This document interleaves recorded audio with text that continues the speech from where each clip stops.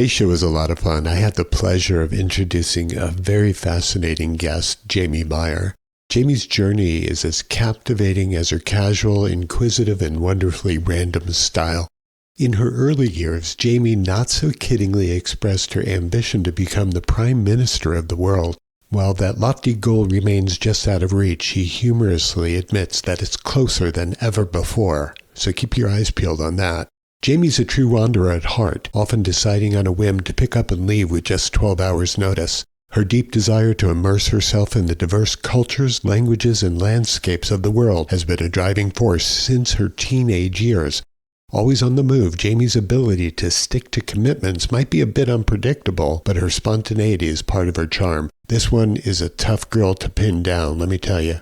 Our conversation took an unexpected turn, though, when Jamie revealed her willingness right on the air to give hula dancing a try. Her adventurous spirit shone through as she gamely danced along, even without music. Jamie's journey has been anything but conventional, from exploring ways to contribute to global well-being as a child to running multiple businesses today. She has always sought to make a positive impact.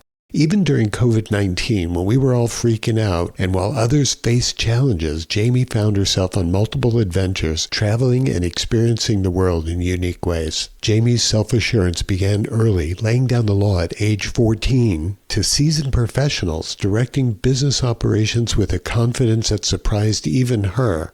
Her ability to charm and gently cajole rather than be aggressive has always set her apart.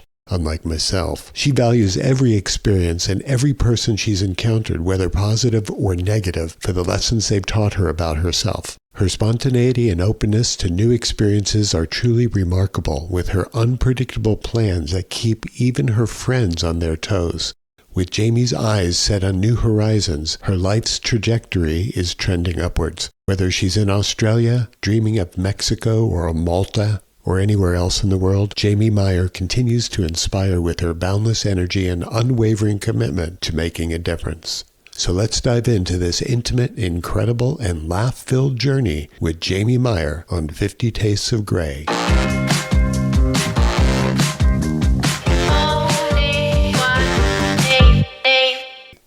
There you go. Hello. Hola, how are you?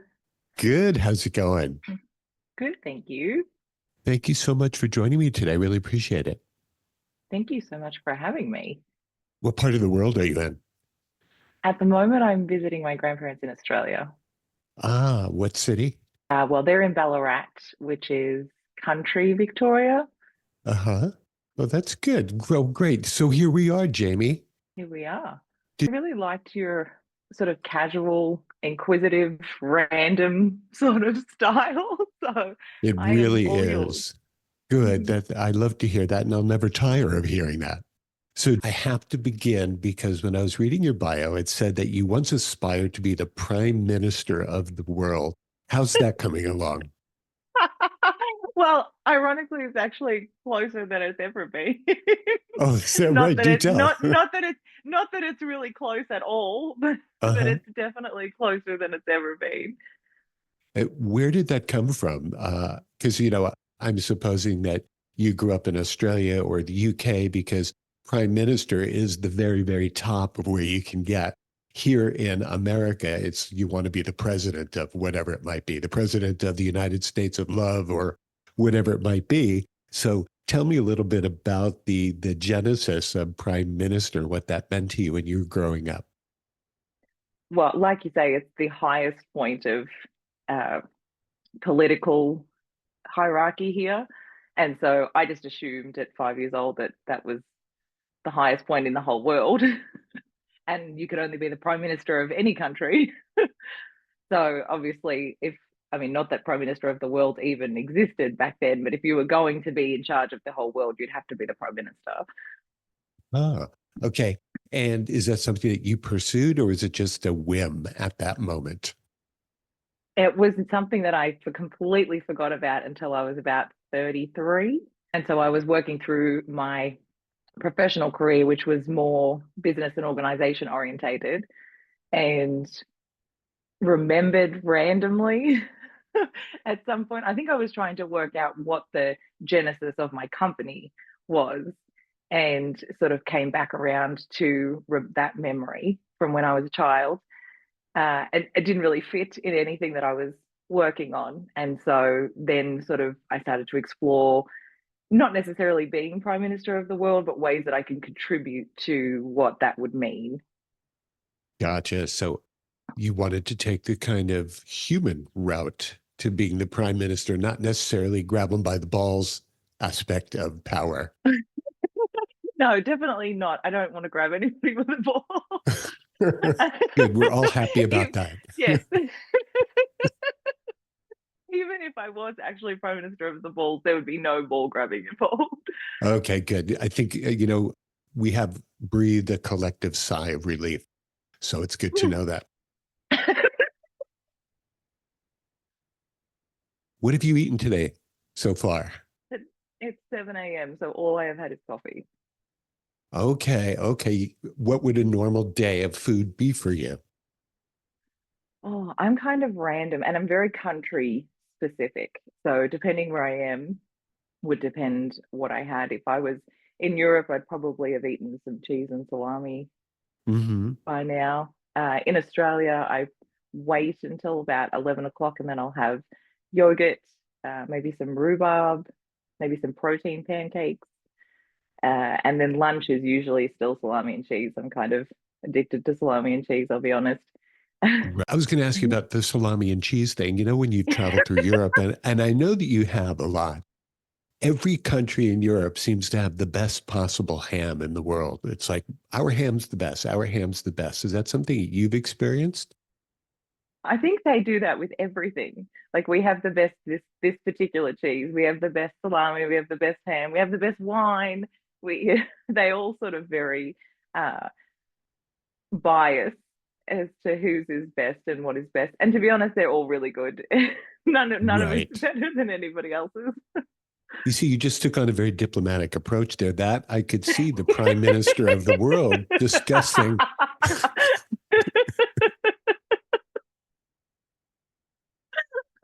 It's a really good correlation. So now I'm officially a prime minister that doesn't grab anybody by the balls and is diplomatic about cheese and salami. I love So it. It's far, good. we're understanding each other. We know where each other is. I So, are love it. you in the study right now? This is my makeshift office. So I'm staying with my grandparents, and I tend not to stay in one place too long. But when I Hmm. am there, I like to make myself comfortable. And so I have kind of created a makeshift trestle table type fancy office, I suppose. It looks good on you. Now, I have to go back to a moment ago when you said you tend not to stay in any place too long. Is that something that is deeply kind of buried within, or is that just in the moment? Probably a little bit of both. I don't make a lot of plans in advance. So I've been known to sort of pick up and leave in 12 hours notice. But the deep part of it is probably wanting to see and be immersed in the differences in locations and peoples and culture and language. And so that's probably been with me since I was a teenager. So you're always on the move, is what it sounds like. Generally, yes. Are you someone who could stick to commitments? Like if I call you up and say, hey, Jamie, can you come out and play tomorrow at 6? Would you be able to pull that off? Or would you just like maybe be somewhere else all of a sudden? No, that would be okay. But if you ask me like 3 weeks from now, I'd kind of be hesitant to make Okay. So we got to plans. stay close in with you. Hmm. Yes, Okay. because in 3 weeks' time, I could have decided to be in a different country. Now, since you spoke just a moment ago about 3 weeks down the line, where will you be in 3 weeks if you had any notion whatsoever? I have absolutely no notion. Based on the trajectory of my life at the moment, I'll probably still be in Australia. But ideally, I would love to be in Malta. Malta. Mhm. What is the current trajectory of Jamie Meyer's life, right? Only on the up and up. Uh huh. Are you running a lot of businesses? At the moment, I am running a lot of businesses. I've just started a new company in the last 4 months. And so that has been really interesting and definitely more in the public orientated sector. And so I am sort of just flying by the seat of my pants with that We might because be related. It's possible. maybe you never know. I Uh-huh. mean, I always thought I had Hawaiian descent from There somewhere, you go. so Can you hula dance? probably terribly, but I would definitely give it a go. Give it a go. You want to do that now? Sure. Okay. Okay, we're all Should for we it. get music? I would sing to you, but I don't want to explode your whole day. So you're on your own. Hula dancing with no music is it's no fun. How am I Right, supposed to right. get the That's true. rhythm going? I could probably do the arms. We do I'll it add in out some in music if you just style. want to continue to do that while we chat. Okay. From the mountain Thank to you. the This is ocean, Jamie from the Meyer doing windward Global to the Hula, leeward a world away side. from what she normally does on any given day. But this is good. We like it. Yes, generally before 8 o'clock, I don't hula. But now this is like a special day then for both of us. Absolutely. First time I've hulaed, and it's before 8 a.m. That's right. That's right. What a bummer to be up this early to do anything, right? Absolutely not. I like the morning. I'm sort of an early bird. Oh, are you? I'm the Mhm. night owl, the aging hippie, the person who doesn't get to bed much before 2 a.m. Oh my goodness, no, I could not function. Is that right? I'm an old lady. I will be asleep by 9 o'clock. If I could get my day in all my ducks in a row and be done early enough to be asleep by 9 o'clock, that would be me. Oh, that's so sweet. So you're the type then when the clocks get changed and it's, nearing our wintertime and I guess your summertime, you change the clocks. When it gets darker earlier, are you asleep like at 5 p.m. now? Oh, I could so be asleep at 5 p.m. if it was dark. But no, Hmm. unfortunately, I have too much of a schedule for that. But I would definitely be asleep at 5 p.m. if I could be. Wow. I know a lot of people who are in your camp, but I'm definitely not one of them. I don't even get going until, it starts to get dark. Wow, that's really interesting. I suppose that would work really well for me. Maybe you could teach me some tricks. Well, have you noticed that when life is going on around you, there's a lot more noise and a lot more activity? Naturally, yes. I And so always that's try why to you steer like. clear of that. Oh, I have developed this really nice inner sense of calm where I can be in the middle of chaos and noise and not have it affect me. So the peace that you have of the evening, I can find during the day while the sun's up. I am solar powered, so I Oh. do need to be in the daylight. I'm somewhat of a vampire, so the yin and the yang, right? I love that. Vampire is a good analogy, definitely. Jamie, I want to know how you find that inner peace in the middle of the way the world is right now during the day when all the activity and all the noise is happening. How do you find that successful calm? Not always successful. There's definitely days where it's shaken for sure, but it was something that I really aspired to have. I used to be a very neurotic sort of perfectionist. I'm definitely not like that anymore. But the thing that you find when you realize you're a perfectionist is how easily you get pulled in 25 different directions. And even if you're really good at multitasking, the quality of what you produce doing that is always diminished. And so I spent quite a few years trying to channel focus and quality. And that attention, that sort of very narrowed attention, allows me to sort of shut everything else out. At what point in your life did you realize that perfection does not exist? That's a really good question. I got divorced at 24, and that was probably the start of it, but it probably took me 5 or so years to still figure it out. I suppose in that 5 years, I knew something was off kilter, something was sort of incongruent, but it took me a good 5 years to really work out that being attached to this idea of perfection is detrimental more than it is a positive aspect. How long were you in that relationship before the divorce at 24? We were together nearly 10 years. Was only married for a year, but getting married became the catalyst for me to realize all of the things that were wrong in that relationship. So now, as an old woman in your 30s, when you look back and you see kids who are 20, 25 or something, do you just say to yourself, oh, they're way too young to be getting married or making any big life decisions?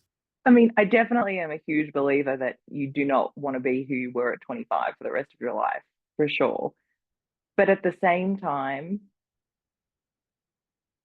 getting married was probably, even though I was too young and I had no idea who I was, and it wasn't the greatest relationship for a long time, it was probably the biggest life lesson that I've ever had. So I probably don't look at young people and say, oh my goodness, you're going to make this huge mistake. I look at them and say, okay, we're going to live your life, and that's going to be a lesson of some sort, and it's going to serve you in a way later in your life if you wanted to.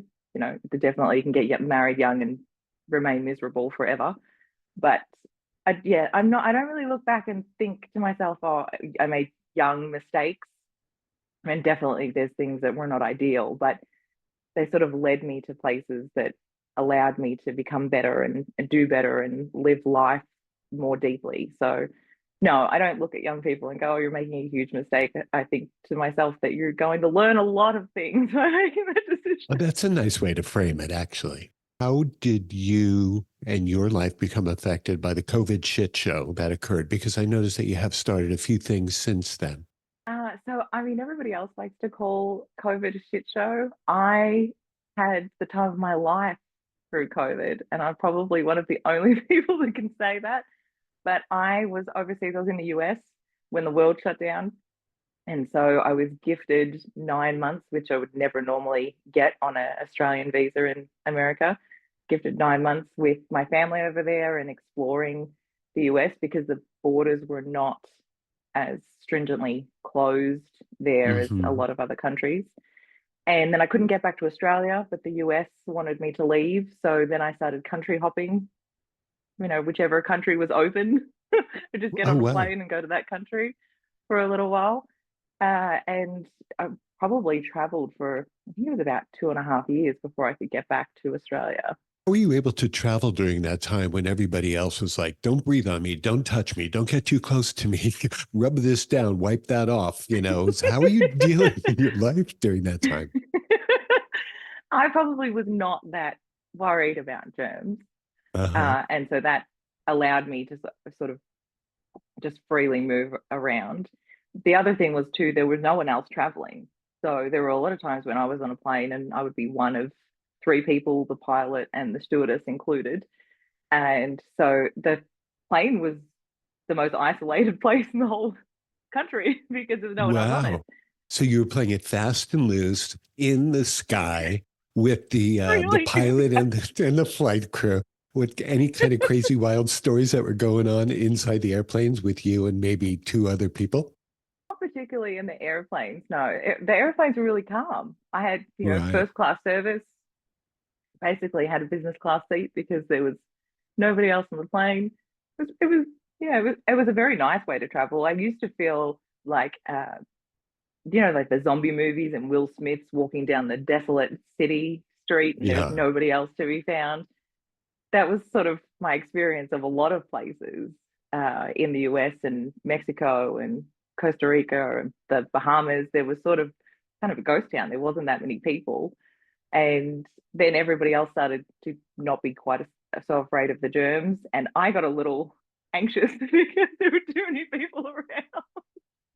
Right. So you had to rely on yourself this entire time.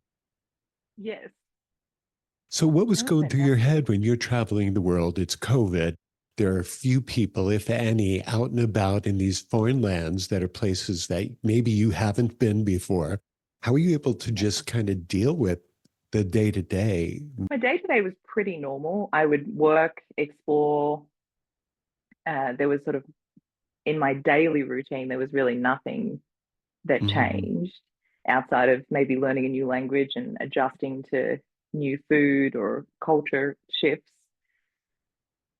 As far as missing things back home, for as long as I've traveled, I'm not really attached to anything. Like my parents, they live in the US and they've lived there for nearly 5 years. They're forever saying, "Oh, I miss sausages and I miss, this from home," and things like that. And me, I'm just not that way inclined. I didn't really think I get too distracted by all the new possibilities that I'm sort of not focused on what I don't have.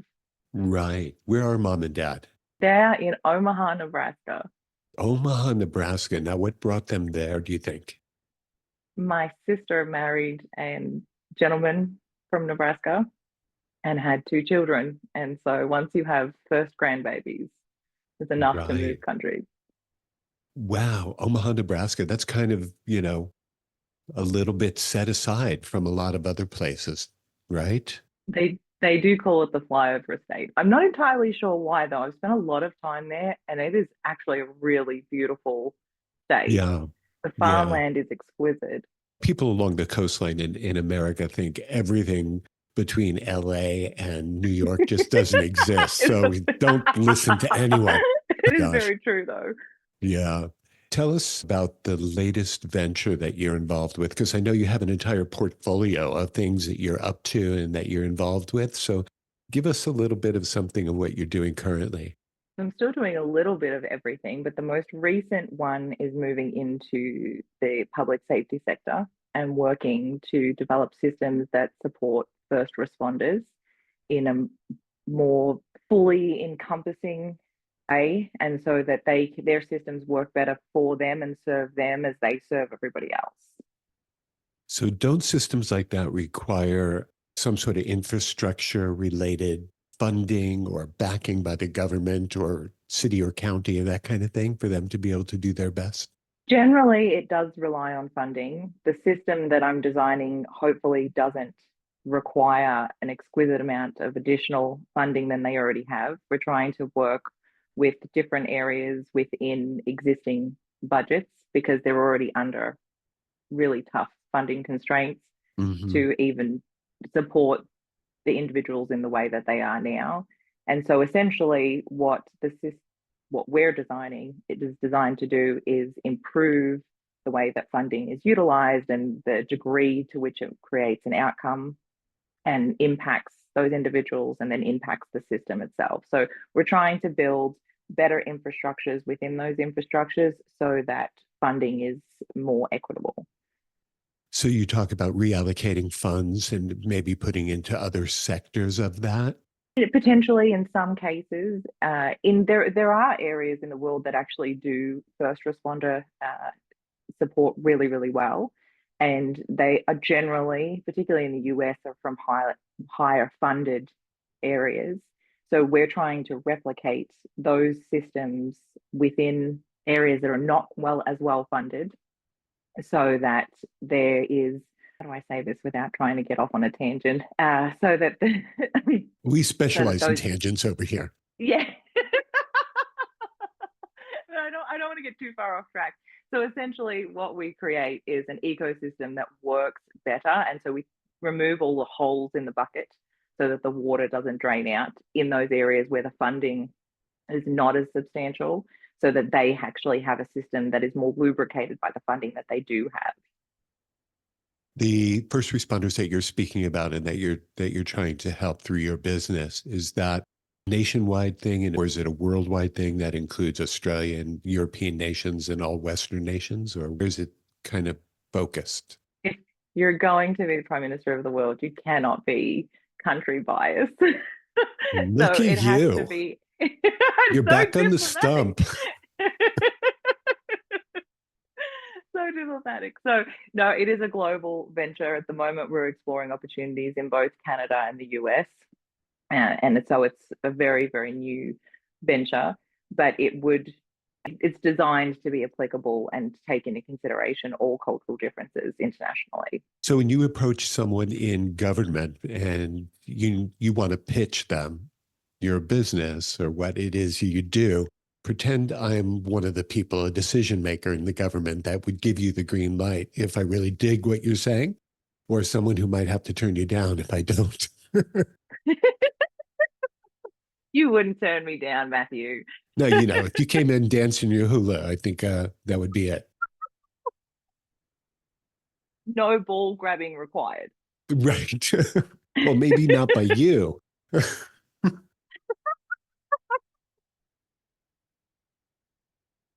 So in this aspect, I probably would actually start with the first responders themselves rather than going up to a higher body initially, because the sector definitely depends on the needs and what's most imperative. It differentiates. Then the country or precinct or province definitely dictates as far as funding, what's available, what they currently have and what they don't, and where first point of focus from a money perspective needs to be. And so understanding the needs and the gaps is essential before moving up to yourself, who's going to give me the green light. And so I spend a lot more time getting familiar with where we're trying to inject something so that my pitch is very, very specific to what they need and what they currently have.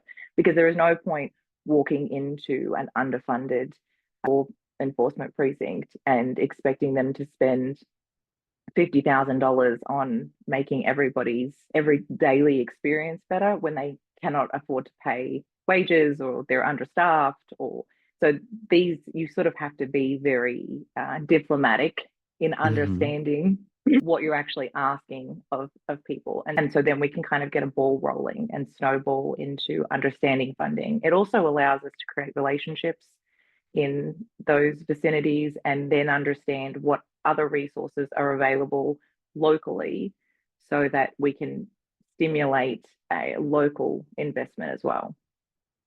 Interesting. How do people find you? How do they know that you exist? And do they know how to learn about what it is that you offer? As far as finding me, I don't know where I'm going to be in 3 weeks, so they can't find me. Right, exactly. You can't pin this girl down. No, absolutely not. I remember one of my colleagues called me the International Woman of Mystery because every time he called me, I was in a different place.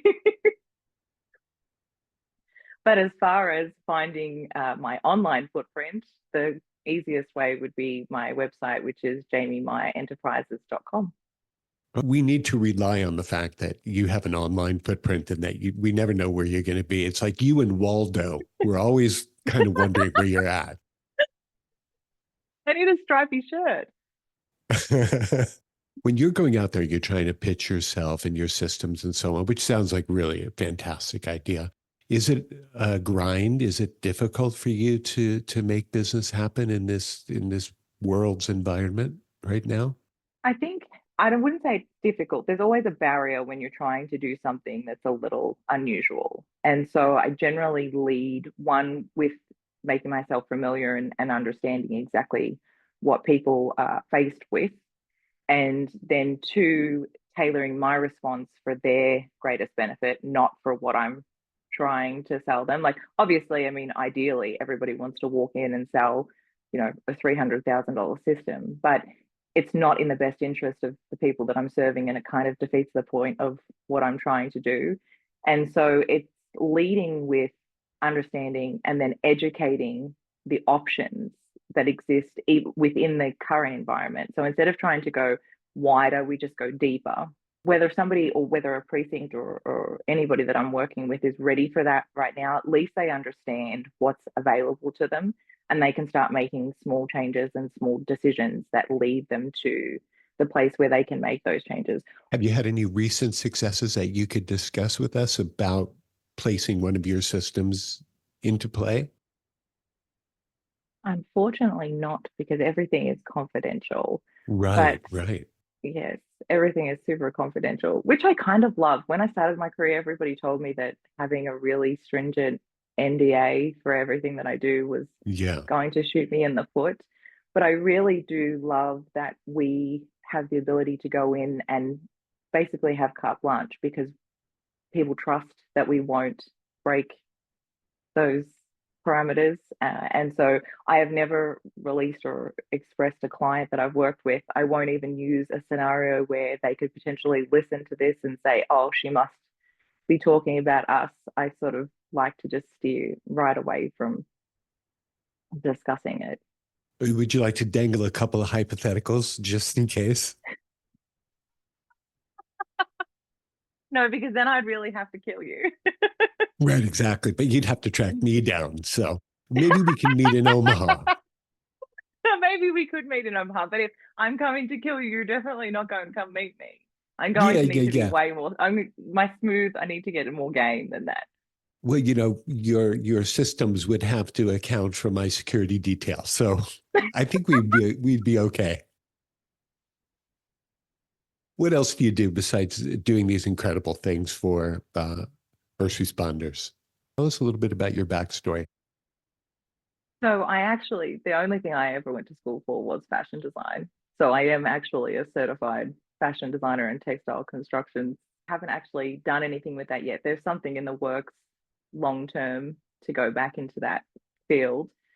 And so moving forward from that, I worked in business. Essentially, I started my first receptionist job so that I could fund my own fashion line, and then got addicted to changing all the systems within that company and sort of worked my way up and got addicted to being, I suppose, in charge.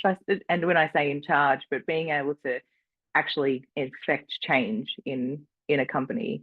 And so the first company that I was general manager of, I shifted the whole infrastructure from a fixed bricks and mortar infrastructure to a national distribution, low level carbon footprint. And so that I liked being able to make the decisions that created something, that built something from the inside out rather than just enacting daily processes. And so from there, that's kind of where I put my focus, was organizations and private and public companies, small businesses, mentoring, career trajectories. And that kind of somehow led me back to being Prime Minister of the world, which then led me to public systems. I can see your personality from a mile away. You're the type who pulls the boss aside and say, no, I've got a couple ideas I'd like to run past you. And then you would just get into your spiel and you start to talk about the things, the ideas, the fluid forward motion that you can offer. And is that how you do it? You just kind of like charm them into listening to you and then give them some of your ideas about how to excel in life? You pick me from the other side of the world, Matthew. Basically, I didn't realize that when I was running that company, sorry, I was only 23 years old. And it took me a couple of years to be able to get that boss to really listen to me, because he was so set on the trajectory that he had created and successfully created as well. It's not like the company was in trouble. But I remember when I started my own company, I remember being 14 and working for this food distribution, small goods in a warehouse. And I mean, I was just the casual come in at 4 a.m., load some trucks, pick some food, put some stuff away, kind of. And I would actually say, I don't know why I had the audacity to do this. Looking back, I'm like, who does this at 14 years old? I used to get the 3 bosses that were grown men and say, okay, well, if we did this, this would be better. And if we did this, this would be better. And we could get 4 more trucks out if we loaded like this. So I totally had you pegged earlier. You was this girl who just said, well, I don't take people by the balls. And it's like, you just told me that's what you do. That's who you are. I was nice about it. I wasn't aggressive. Oh, you were nice about it. So being nice is the important factor. That's not the key element, is it? Being gentle, gentle and cajoling rather than aggressive. So you're laying out the law at the age of 14 to gentlemen and folks and older people who've been in business for a long time, educated, experienced, and so on. And you're telling them how we're going to move forward. Yeah. That's and Jamie. I'm surprised that they even listened to me, really. I mean, why would you? Right. There's a collective gasp going on right now.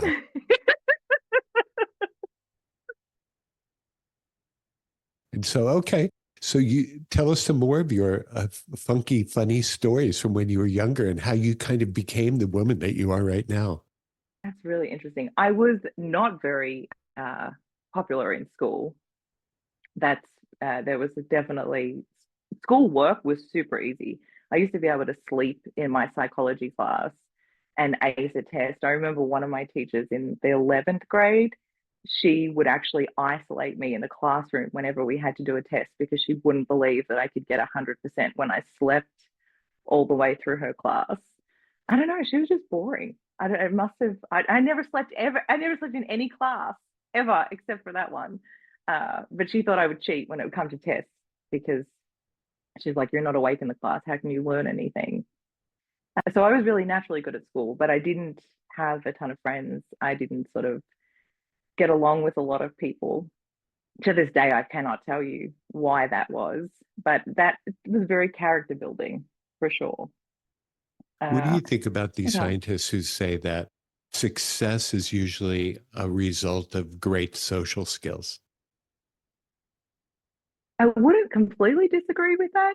It, so I think, and it's not even just social skills. I actually think that it comes back to how you interrelate with the world. And so how you understand what you bring to any certain situation, which is a social skill. But I think that it has less to do with, how many friends you have and how many people you can grab by the balls and, charm into doing something. And it's being more aware of what you bring to a situation and how everybody else contributes to that situation. And not in the sense of even just skills and capabilities, which is a part of it, but it's also how you interact with other people and how you speak to other people and how they respond to you in turn. Because not everybody interacts at the same level, and you have to be able to understand how to get the most out of somebody without being in charge of them. You have to kind of be able to get them to willingly bring the most of themselves to the table, and because you can't be successful on your own. And so if in your team or your group or your organization is bringing the best of themselves willingly, then success is definitely imminent. Are you a one girl force or do you have a lot of people that you delegate authority to? I am a little bit of both. A little bit Uh-huh. of both. So I definitely like to have my own autonomy and not sort of be micromanaging other people. But I do work with an international, contracted team of people that I bring in and out of particular projects and for particular specialties. And so I do have to be able to not necessarily delegate, but work in collaboration with other people to quite a high level. How about we shift gears for a second? Is there anything related to language that you're especially good at? Are you a polyglot? I don't even know what that is, so I'm going to say Oh, no. you speak multiple languages? So I speak a little bit of 7 languages, enough to get through a country and be polite and nice and get directions if I'm lost or ask for something. You But I can don't find the speak. bathroom, you can get a coffee, that kind of stuff. Yeah, be nice to people, apologize Uh-huh. if I, say the wrong thing, ask how to express myself when I can't figure out what words I'm supposed to use.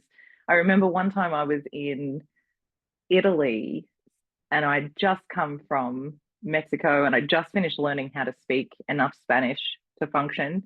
And I knew a little bit of French and I knew a little bit of Italian, but not enough. And I was at this restaurant and the maitre d' was having this full conversation with me. And I was responding in 3 different languages, kind of mixed together. Right. A smorgasbord of languages. Yes, the smorgasbord of languages. It was my own version of Pig Latin. And thankfully, he spoke enough of all those languages to understand what I was actually saying. And so I suppose I could be a polyglot in one conversation. I've fumbled my way through conversations all over the world, and people fortunately say to me, "It's okay, we speak English." I go, "Oh, thank God." Is that kind of how sometimes it works out for you?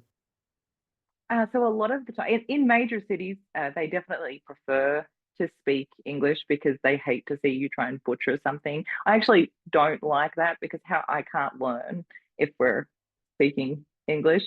But I do spend majority of my time in smaller provinces or towns, and so they're far less likely to even understand English. And so then you really have to be able to. Hand signals are fantastic. Right. Do not Exactly. underestimate the hand signals and body language when you're in a different country. So yes, it's not as easy a lot of the time to be like, oh, everybody just speak English, because a lot of the Yeah. time I'm in a place no one will speak English.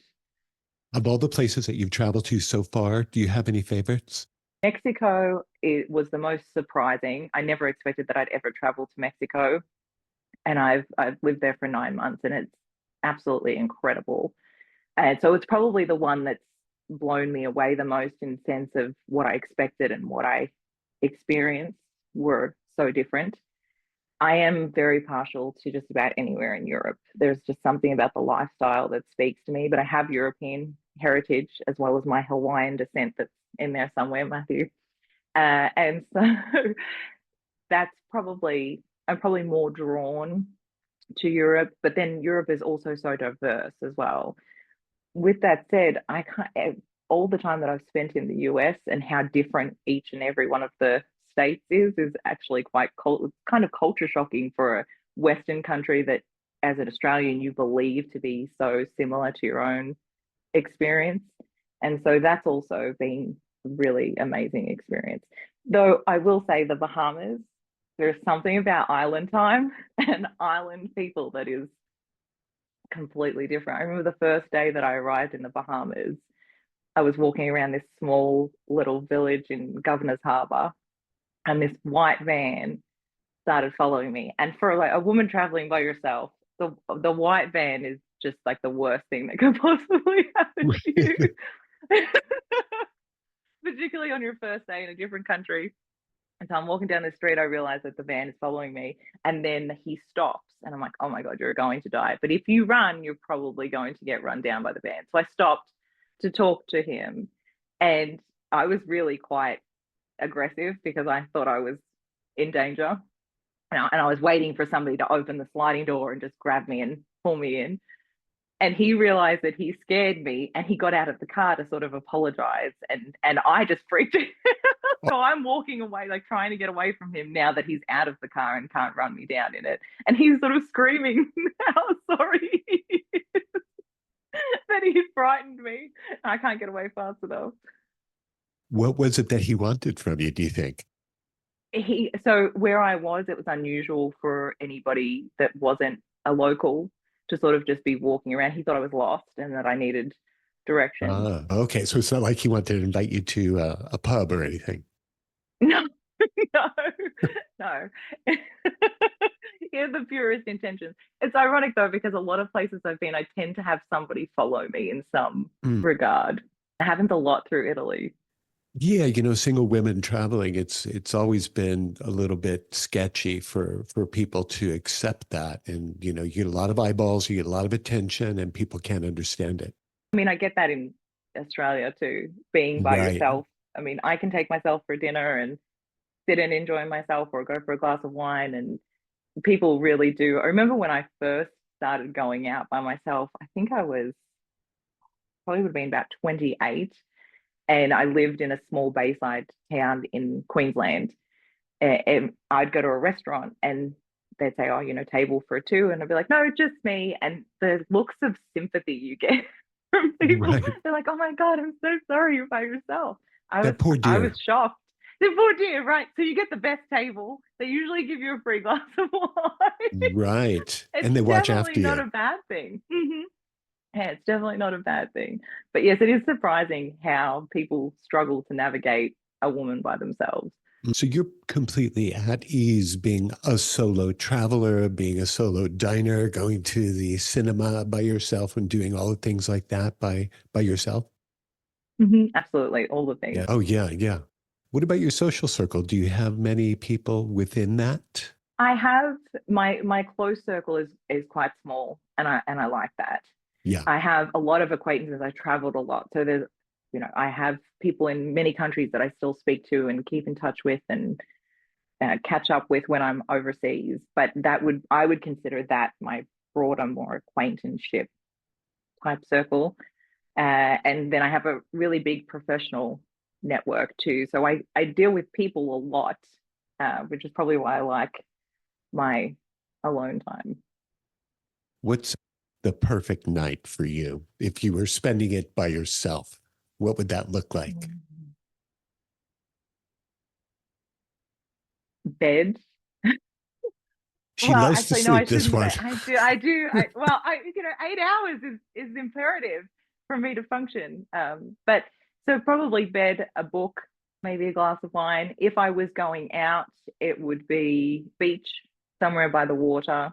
What's something that you're doing right now that's you might consider more towards the creative than the business? Oh, it's really hard because all of my creative things are tied up in my business. I still fashion draw. I still Oh, sketch collections. And oh, so okay. that is a creative outlet, but it's also long term for the thing that I'll revisit in the future at some point. But that's definitely something that I do creatively. I currently also have a wall of paper, like paper stuck to a wall of things that I need to get to creatively. And so I also, part of my creative pursuits is writing, which generally ranges anything from research writing to creative writing. Oh, okay. So you can find the creativity within a research paper. Yes, absolutely. I can find the creativity within anything that I do. So even Oh, organizations and system development, that to me, that's like painting pictures. when you talked earlier about mentoring, what Mhm. does that look like in your life? Do you mentor young people getting into certain fields or older people looking to switch careers, or how does that take shape? A little bit of everything, really. Most of the people I've mentored have either come across my path in some way, shape, or form, or we've met randomly through a project or while I've been traveling. And all of them are different. All of them are looking for something different. And so, though, in that respect, I try and get them to focus attention on quality of outcome rather than randomly investing in a multitude of ventures. Some are really young and looking to even figure out what they're doing just in life and their career. And I don't have all the answers for them, but I try and encourage them to ask a lot of questions of themselves and whatever situations they're looking to get themselves into. Do you have a metric that you utilize to see whether or not that Jamie is being successful in her life and her world? So my metric is how I show up every day. That's really my only metric, the kind of person that I am to other people and how I contribute to professional endeavors or personal endeavors and relationships. It used to be how successful I was and whether, on the trajectory of being Prime Minister of the world, how close to that I was. It definitely used to be my metric, but I've learned that I don't necessarily need to have that position to be able to do a lot of the things that I had intended for that position to hold. It's still on the cards with for some point in the future, but I Right. realized that the position metric is not as important as the effect metric. And then when I'm working with other people, it's really about their own metrics. What if they can handle a situation better than they handled it yesterday, then that's a successful metric. When you speak to someone, whether it's personally or a business related conversation, do you utilize techniques or philosophies more often than not? I probably have a technique somewhere. I mean, I've spoken to plenty of people and they've been like, oh, you're like X or you're like Y, but I never actually studied any specific technique to the degree that I would implement it step by step. Hmm. I think my technique that I probably use is being able to, again, familiarize myself with the person and understand what they will respond to, how they're motivated, what they're looking to achieve, the language that they speak that allows them to move from point A to point B is probably the closest thing to a technique I use. Philosophy wise, I mean, I'm probably fairly philosophical, I think that's just my nature. Hmm. But I don't really I have my own philosophies. And so I use them as a point of expression, different perspectives that I have than other people tend to have, or that are being used in a situation. So I suppose that's probably slightly philosophical, but I basically just use my life as a curriculum vitae. Yeah, exactly. Right now, when you take a look at the world, the state of the world, politics, culture, society, and so on, are you feeling optimistic about the next, let's just say the next year? I was going to say the next 3 weeks because I kind of know, You but can't. can you see into the future a little bit and just give us your feedback on what you can see or feel? I am definitely hopeful. I don't think the world is as bad as we think it is, but I definitely think that we could be a lot more. I definitely believe that the world's idea of being human has kind of been transmuted into social and technical and geopolitical advancement. And we've sort of lost touch with what we have as a species and what we have the capacity to be as a species. So I definitely think that we need a great deal more of that injected into the way that we function in the world and the way that society is structured or interacts with itself and each other. But I don't necessarily, without it long term, I think that we will lose a lot. I think we stand to lose a lot, even though superficially we will have advanced and be in flying cars. I think the integrity of the human experience will be lost. So I'm hopeful that at some point in the next 3 weeks, we we find a way to reconnect with the richness of being human. Do you think that most people would agree with you in the sense that do we need to feel like it's up to us to make a difference in this life for everyone else? Or is it just difficult enough or challenging enough for us to take care of ourselves and our family and our close knit, tight group? I don't think that they're disconnected. I think Uh-huh. that they're the same thing. I think that being aware of how you function in a situation and what you bring to other people is doing the latter. So I don't think that I'm not a believer that we all have to go out and be Mother Teresa and do for everyone else. I actually think that the more we are in touch and connected with ourselves, and the better that we understand ourselves, the better we can understand other people. And that has the effect that we're looking for anyway. What's some of your favorite music? Oh, I listen to just about anything as long as I can understand well, no, I shouldn't say understand what they're saying because I listen to music in other languages, but as long as they're not screaming, so heavy metal and heavy rock, they're off the table, completely out. Hmm. Everything else, I will definitely give a go. So my Spotify playlist is everything from opera to Italian music to Havazzi. There's a little bit of everything in there. The music that you do listen to does obviously connect with you because they say that if you start to move when you're hearing something, it's because the way that it's stimulating your brain or certain patterns within. So you're all over the map as far as what you like. And that's good because you have a wide reaching kind of a viewpoint or understanding of what makes you feel good. I mean, all music, like I said, as long as I can understand what they're saying, or at least um, their words are enunciated, and I can kind of feel what they're Hmm. trying to express, I'm all about it. That sounds good. Jamie Meyer, what haven't I asked you that we Oh, should know about goodness. I that mean, you you're might like to being so share with intimate. us? I know, what are you going to do a podcast if you're not going to get intimate? I'm not going to sit here and talk business for an hour. No, that would be very boring. And I've thoroughly enjoyed myself. I feel like I've been pulled in 50 different directions, but you had me pegged so early on, I had nowhere to go. Yeah, I watched some of your other appearances and, they're great. You really shine in those environments. I just wanted to put you into mine. And I really appreciate the opportunity. It has been a fantastic one. I really don't. I mean, there's so much more than can ever. I mean, everybody's life is like that you can ever fit into an hour. But I think you've kind of got a very nice gist of the tapestry of different that I am, and all the different directions that I pull myself in.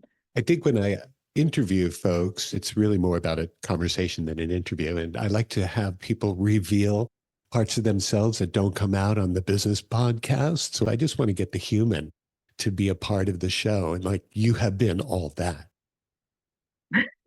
Well, unfortunately, I am human. There's nothing I can do about that. Probably something that I have left out. Okay, you can choose. Here's choose your own narrative. Okay, fishing in Costa Rica or Uber in Mexico. You suggesting I You get choose to pick between which the two of story. us? Yes, you get to Oh, pick which okay. story. I'm going to have to go with fishing in Costa Rica for Fishing 100, Costa Alex. Rica. Yes. We're playing Jeopardy So with Jamie Meyer here. Well, I mean, they're both equally good stories. One's terrifying and one's not so terrifying. You definitely went with the less goosebumps version. Oh, well, take us Halfway. for a ride. We have time. So fishing in Costa Rica was the first time I'd ever been on a boat. First time I'd ever gone fishing that didn't revolve a handrail and the side bank of a river when I was a child. And throw yourself in the deep end. I find myself on a fishing boat with 6 other people catching marlin, of all things, which are humongous and take Right. 2 hours to bring to the edge of the boat. There's water all over the back. The boat's digging in. There's fish jumping everywhere, people screaming. And I get the first fish because I've never fished before, and everybody on the boat. So they're like, reel. And I'm like, how do you reel? They're like, just move your hand forward. You can't move your hand forward. So then they're trying to reel a second time. You can't do it. There's a 300-pound fish on the end. Right. I eventually brought a fish to the boat. It wasn't a marlin. It was a 50-pound tuna. And from that moment on, with all the chaos and all the water, I was completely addicted to deep sea fishing. No kidding. And this is something that you still do. Yes, love it. Cannot get enough of it. You should show us your guns so we can see how strong you must be. I don't know. Very good.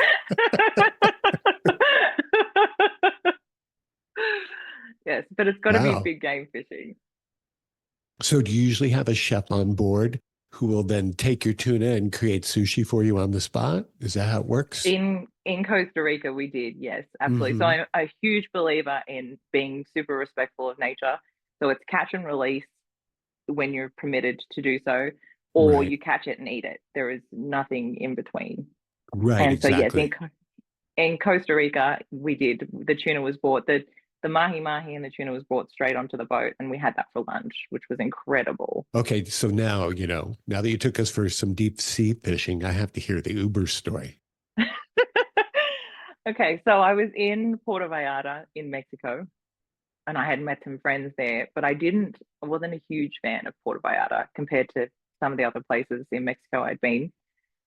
And I was supposed to stay another 3 days, and I decided that I couldn't be there for another minute. I woke up one morning and just couldn't stay there. So I tried to get a flight to my next destination, which was going to take me 12 hours with layovers back through Mexico City. I couldn't get a bus because it was the same situation. It was just way out of the way. You couldn't go from point A to point B, you had to go right around. And so I thought to myself, well, I really want to get out of here. Let me see if I can get an Uber that will take me from Puerto Vallarta to Mazatlan, which is a 7.5-hour drive. Okay. So 10 people cancel on me. And at this point, I'm sort of like, okay, well, maybe I'm not getting out of here today. One gentleman responds and says he'll be there in 10 minutes. And I texted him back and was like, you sure? Because I'm we're going to Mazatlan. He's like, yep, absolutely no problems. So driving to Mazatlan requires crossing a state border, driving through the middle of the mountains where there is absolutely nothing alive, and 2 military checkpoints. And the problem with crossing a state border is that Uber actually stops working once you hit, it's all province divided. And so where you think you're safe and you're in this Uber that's being tracked, as soon as you hit the state border, Uber cuts out. And so I realized that I am completely on my own.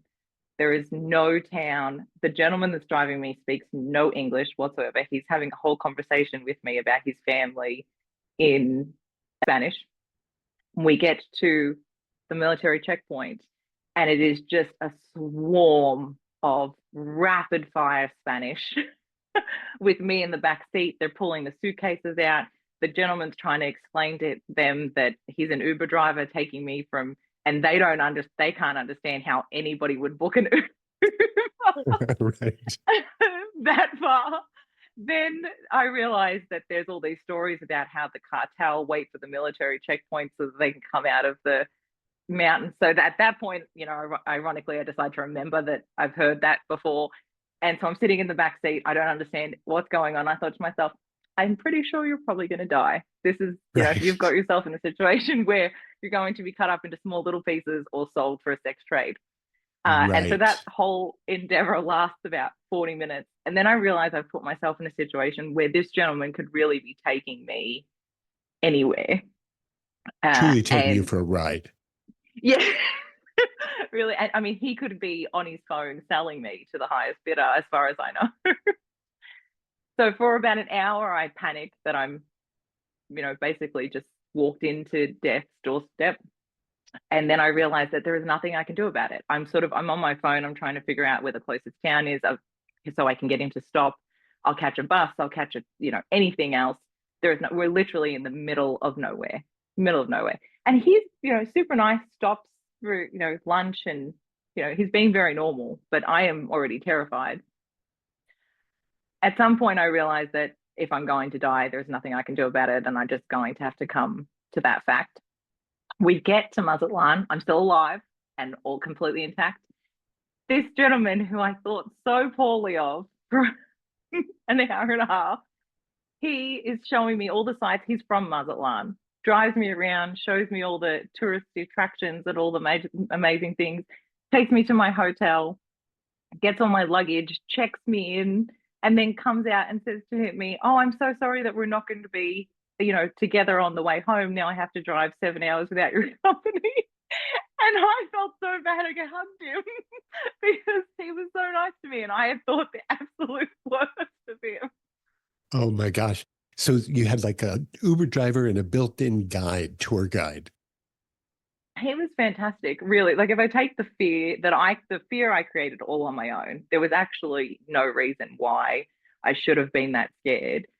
But he was fantastic. I did have it was the most incredible way to see that part of the coast, because he showed me all the little towns as, sort of where you can. And then up in the mountains, he was explaining all of the history and the different, occurrences that had happened through there.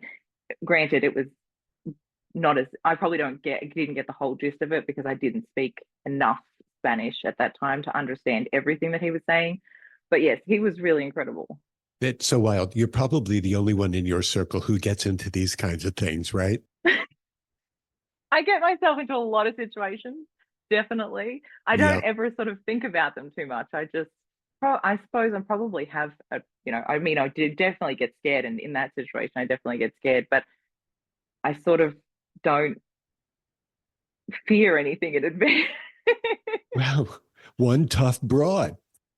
Tough or stupid, I'm not quite sure. Right, exactly. I didn't want to say that, Yeah, no, it's probably more naive. I mean, I'm a huge believer in sometimes naivety can be a huge asset.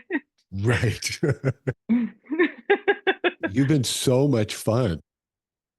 I don't know exactly how to classify you, but you know what? That's a really good thing, I think. I like that. One of my favorite sayings is, "Don't ask me what I do in an elevator unless you're going to push all the buttons first." So that works really well. Right. Like, how much time have you got? Yeah. Absolutely. Well, thank you so much, Jamie. If people are interested because they're seeing this amazing person describe her life and they want to see what you're up to next, how would they do that? Probably social media, which is Jamie Meyer Enterprises. Instagram and LinkedIn is usually where I post all of my crazy adventures. Oh, we're going to have to all follow you because we want to see the upcoming adventures of Jamie Meyer. At the moment, it involves an 83-year-old and an 85-year-old. Is that mom and dad? It's grandma and pa, Grandparents. Right, right. grandparents. Yeah. Yes. So it's a Well, different pace. We're definitely not getting in Ubers and fearing for our lives at the moment. they'll probably go to sleep at around the same time. No, they stay up later than me. Good for them. They literally go to bed at 11 o'clock on the dot every night. I'm asleep 2 hours before they even think about going to bed. Wow. There you go. You just never know, right? One last question before we say aloha. Mhm. For what in life do you feel most thankful?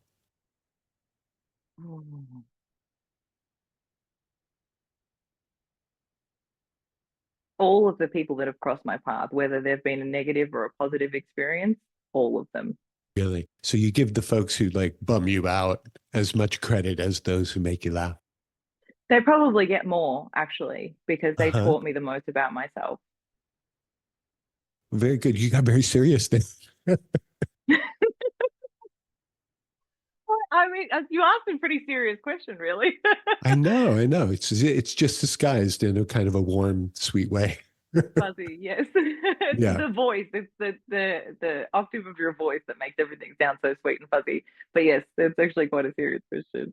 Yeah. If you'd like to sleep, all you have to do is listen to the show. Absolutely not. Absolutely. That was one of the reasons that I took the interview, was because you have this really nice, like if you're made for radio or podcast voice, it is your voice. Yeah. Oh, aren't you a sweet darling? Hope you had a good time today. I had a marvelous time, Matthew. It was such a pleasure to meet you, and I really enjoyed this. Yeah, you were energizing, and I think that people really enjoy this show. And That sounds great. I appreciate it. And when I am in Hawaii, I do expect the full food tour. of course, Naturally. no one wants anything else. Half the calls I get, no, 75% of the calls I get is like, how do I make this? How do I prepare that? It's always like food related or, Matthew, help me. We can talk.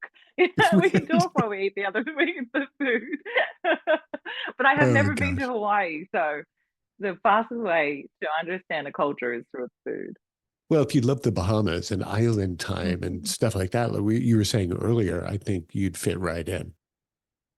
Perfect. Oh, I do love me some island time. Yeah, I can tell. Thank you so much, Jamie. Thank you so much, Matthew. It's been nice meeting you. Take care. You too. This is amazing. It was really fun, wasn't it? Easy, painless. That was fantastic. Yeah, oh, absolutely. I don't think anything with you would be ever painful. Really a pleasure. And I think that you're really good at revealing people. It's without asking sort of really obvious questions, you kind of ask the lead questions that get them to divulge themselves, which is it's a really nice skill. Been in radio since the earth was cooling, so I'd love to meet new people. I definitely think that it differentiates the good podcasts from the bad. I have experienced both. And You're so focused on, it appears, what you're doing that getting onto podcasts, I imagine, is more of kind of a personal rush for you. You like presenting your personality and being the you that you are, more so than maybe the business person that you are? Or is that an incorrect read? No, definitely in this setting. I think the thing that I like about podcasting is that my everyday work only gets me in contact with so many people, and it only allows me to speak to and influence or encourage or empower so many people. The thing I like about podcasting is the people that are listening to you are probably not the people that would generally get onto something directly and listen to me. And so I get to speak to people that you speak to, and hopefully find a way to encourage or empower or inspire them to do something. So it's probably a little bit of my own way of giving to more people of myself rather than what I can do professionally. Right. That's what I was figuring. Yes, I do love it. And I like to meet new people too. I like to. Hmm. One of the things I realized when I first started podcasting is everyone always introduces you so much better than you ever sounds like when you introduce yourself. They read Right. your bio off. Most of the time I'm sitting there and I'm like, wow, can I just have you follow me around and introduce me to people? I could never live up to that. Yeah, yeah, never. How is that even me? Right, right. Hey, you'll notice I don't do any sort of introduction. Just get into it. Just start rolling. And I really loved that about your Yeah. podcast, actually. So one of the first ones that I listened to, because I went through quite a few of your episodes to make sure that we were a good fit. One of the first ones we listened to was, I think you were talking to a gentleman about his man bun, and it was like 30, 40 seconds into the conversation, you were already talking about how he'd grown his hair out during COVID and his wife didn't like it. And I just thought that was such a good, like, what a Right. random thing to start talking about, No. particularly because it was audio only. So I couldn't even see the man bun. But the way that sort of constructed the conversation created a really good visual. And he was a great guest, by the way, because he also contributed to that visual really nicely. But that Yeah. was probably the episode that got me really interested. Oh, that's very cool. Thank you for telling me that because I don't get that kind of feedback quite often. So that's nice. You're welcome. It's true. I was Oh, really sorry to good. hear about Yeah. your business during COVID, though. I Oh, would have not as thought much that, as me. yeah, I'm sure. I am Yeah. sure. Yeah, that was pretty messed And up after building a super duper lovely business for 16 years and then having it go away that fast. and Yeah. so, do you have plans to resurrect it now that the world's a little bit more stable, or you're sort of just done? No plans to resurrect it. And I don't think the world is much more stable now. I'm sticking to doing the creative thing now that I don't really have to bother with trying to generate the almighty buck anymore. You know, the best part about my business was doing this with people, was just conversing, educating, feeding, entertaining people. Right now, for me to go and work for anybody else would be, 1,000 to 1. So that's kind of where I'm And at. I completely appreciate that. I have a terrible boss. She is a slave driver, but I don't Is think that I could work yourself? for anyone. But yeah, Oh, okay. You're talking about yourself, yeah, right? yeah, absolutely. Yeah, Yeah. Yeah. Let yeah, me tell you. yeah. So I knew that like we were cut from the same cloth. Absolutely. I always like the line from Taken. I have a particular set of skills. That's just my life, right? You just walk up to me and be like, I need help with this. And I'll be like, my particular set of skills can apply to that. Right, right. I can fix that.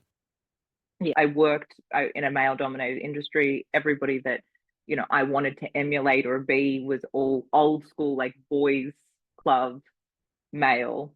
Right. And so for a long time, I was very, very masculine in how I drove situations or functioned.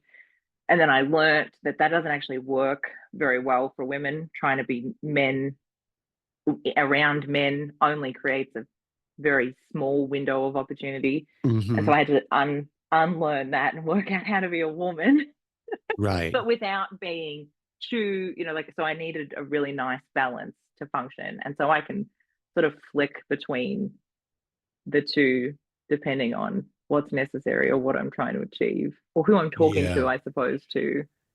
Right. So how did men react and respond to you when you started to shift away from all that testosterone and more into a kind of more measured experience? I actually didn't have to work as hard. I really did not have to work as hard. But it was, I immediately, by trying to be them, I put myself in that circle and immediately put myself up against a bunch of metrics that I would never meet. Can you be as strong as me? Can you be as drunk as me? Can you be, all of those things that I would strive really hard to keep up with. But it was a Yeah. lot of effort. It was a lot to be in, one of the boys. And so as soon as I didn't, I could still appreciate and talk to them on that level. But as soon as I wasn't leading with that, it was way more fluid and way easier to gain respect because I was respected as my own person rather than trying to be respected as one of them. Did you ever find during your life in business and maybe personal that, when you started to transition away from competing with the men at their level, when you became all the woman that you are, did you ever find like you kind of took advantage of that you're sweet and cute and young and used that Oh in my God. business kind of settings? That never got me anywhere. Never got Right. me anywhere. And I'm really not good at playing the demure. That's Uh-huh. just not in my female makeup. And so, no, I mean, somebody might disagree. Maybe, I got into a room because I was, a woman or attractive or Hmm. tall or whatever. But I definitely think that my personal experiences hasn't done me any favors. Yeah. Yeah. And I'm not the kind of woman that's going to be like, well, I just need, like, that does not look good on me Right. at all. Exactly. I I do. could tell that was very unnatural. Yeah, it's very unnatural. I don't, that's not how I function. Right. That's so funny. That I'd love to grab and put on the show. I mean, you can. I noticed you switched into show mode at some point when I was talking. So funny. You can use that, absolutely. Thanks. Thank you. I would really love to work out how we could do something together in future or stay connected to see what comes of this, because I really enjoyed you, Matthew. It was such a pleasure to meet Thanks. you. Thank you. Same here. I really feel that way too. Amazing. I love that. Yeah. Yeah. Oh, good. Thank you. Excellent. All the work you can get done in an hour and a half. Anyway, I should let you go. But I Enjoy the really rest of your appreciate day. it. Thank you You for too, being on the Matthew. Thank show. you so much. It was Thank you really for nice. having me.